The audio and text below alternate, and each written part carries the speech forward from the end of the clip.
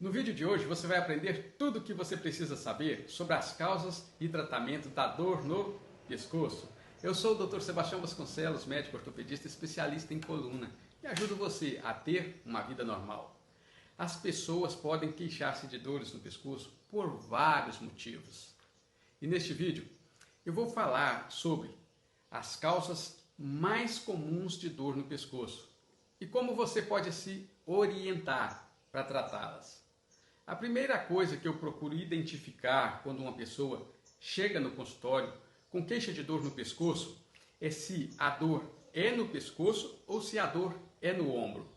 Ou vice-versa, às vezes a pessoa chega reclamando de dor no ombro e a dor pode estar vindo do pescoço. Eu fico atento para saber se a dor que a pessoa está reclamando tem a sua origem na coluna cervical ou se o problema é no ombro, ou até mesmo nos dois.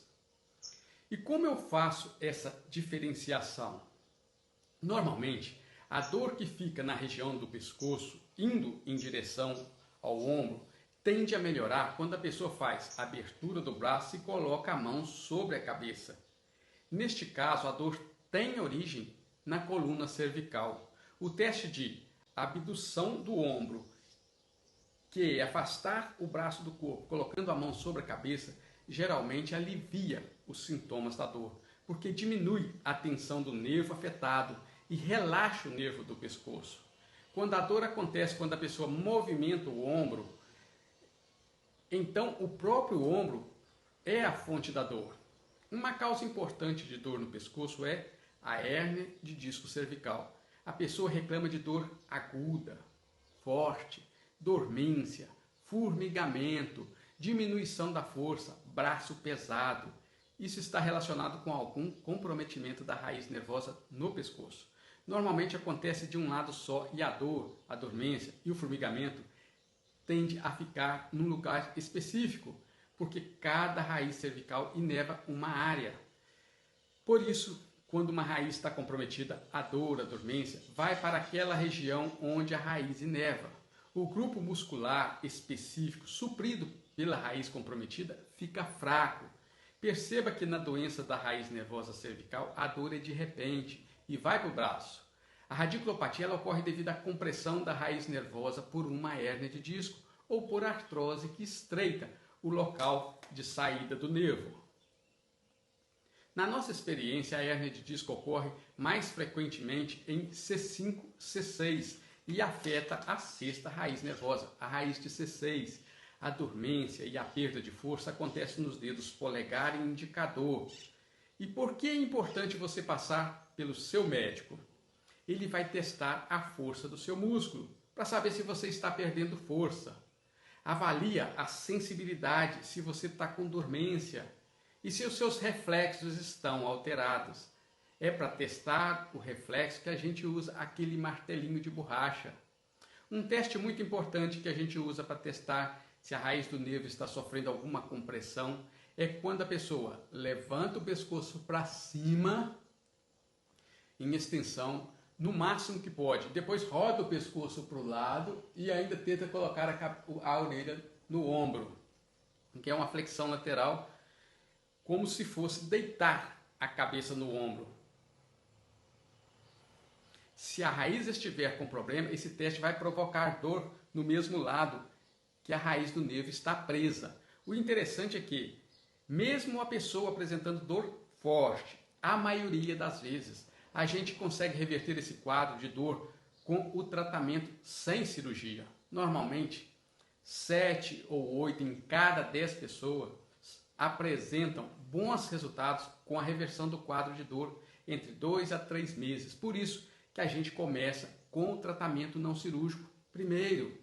A pessoa faz a ressonância magnética e a gente compara o resultado da ressonância com os sintomas clínicos que a pessoa está sentindo.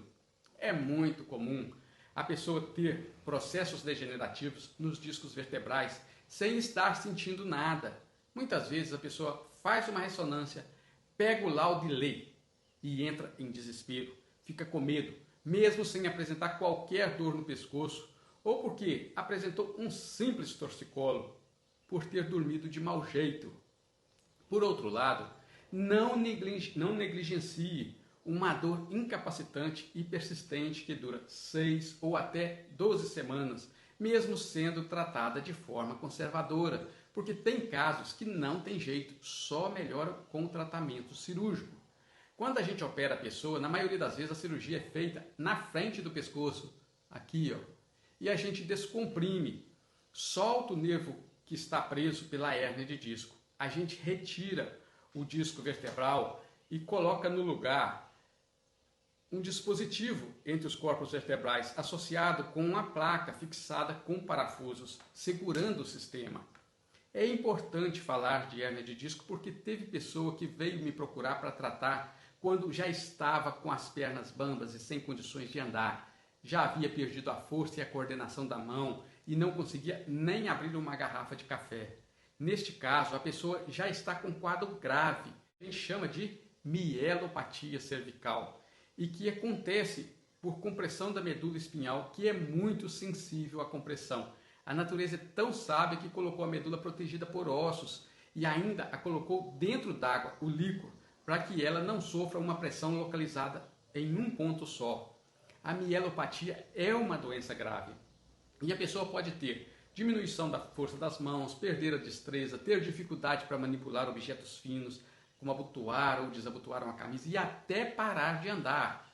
A pessoa pode ter dor de cabeça na região atrás da nuca e sensação de desconforto no pescoço.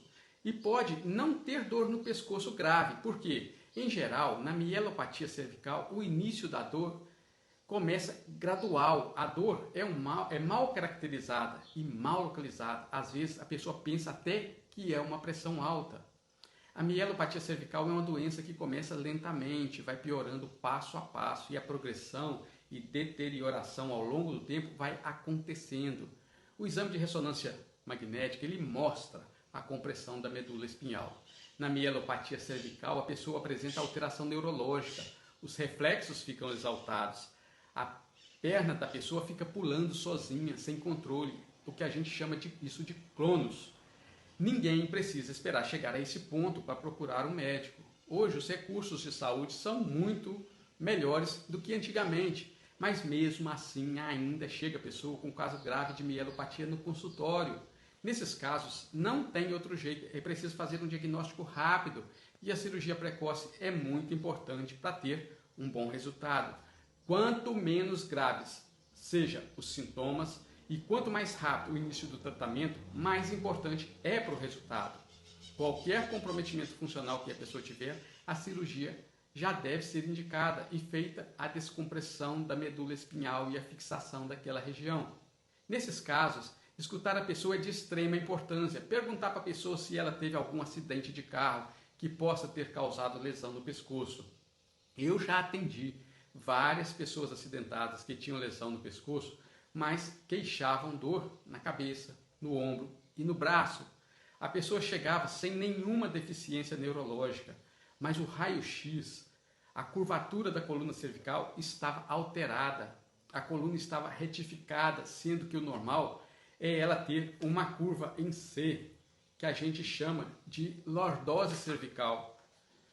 Essa coluna reta estava sugerindo lesão dos tecidos moles, músculos, ligamentos, e a retificação da coluna era espasmos musculares, um mecanismo de defesa do próprio organismo na tentativa de proteger uma coluna lesada.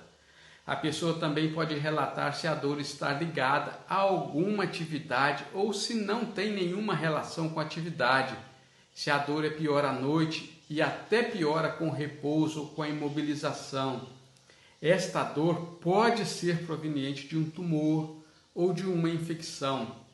Por isso que a pessoa precisa ser bem atendida, porque na história é possível saber se a pessoa vem emagrecendo de forma mais rápida, como se alguma coisa estivesse consumindo a pessoa, ou até mesmo o fato da pessoa já ter tido um câncer, ou até mesmo se está tendo febre, calafrios, que acontece em casos de infecção. Eu também atendo muitas pessoas com dormência e perda de força nas mãos, que não tem nada a ver com doença no pescoço, mas são compressões nos próprios nervos que descem pelo braço até a mão. Muitas vezes os nervos podem sofrer compressão ao nível do cotovelo, ao nível do punho, como por exemplo na síndrome do túnel do carpo, que causam muito desconforto à noite ou pela manhã quando a pessoa acorda. É sempre bom estar atento às queixas da pessoa e aos sintomas, porque a pessoa pode ter mais de uma doença associada. Ela pode estar com compressão na raiz e também com compressão nos nervos que descem do braço para a mão.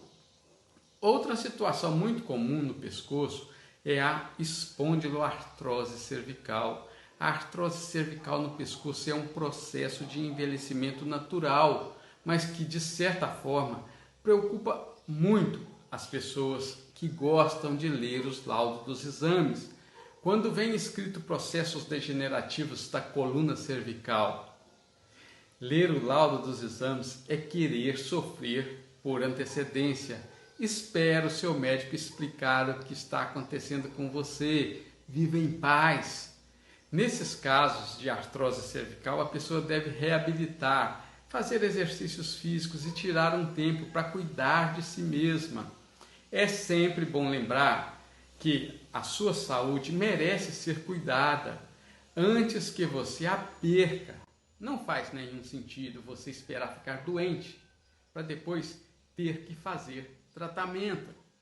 Eu quero ter certeza de estar te ajudando a ter uma vida normal. Por isso, eu tiro um tempo e faço esses vídeos. Eu também preparei uma aula ensinando como você pode aumentar os analgésicos naturais do seu corpo para parar de ter dor. Clique no link que aparece aí na sua tela e assista essa aula agora. Aproveita e pressione o botão de compartilhamento para enviar esse vídeo a qualquer pessoa que precise aprender sobre dores no pescoço. Na caixa de comentários abaixo, escreva se você tem dor no pescoço e o que você faz para tentar se livrar delas. Por favor, não se esqueça de procurar o seu médico e se você tiver uma emergência, vá para um pronto-socorro mais próximo. Ajuda a gente a cuidar de você. Se você gostou desse vídeo, dê um like aqui, ligue as notificações e não se esqueça de inscrever no canal. Você também pode me encontrar no TikTok e no Instagram. Obrigado por assistir. Vejo você de volta aqui em breve.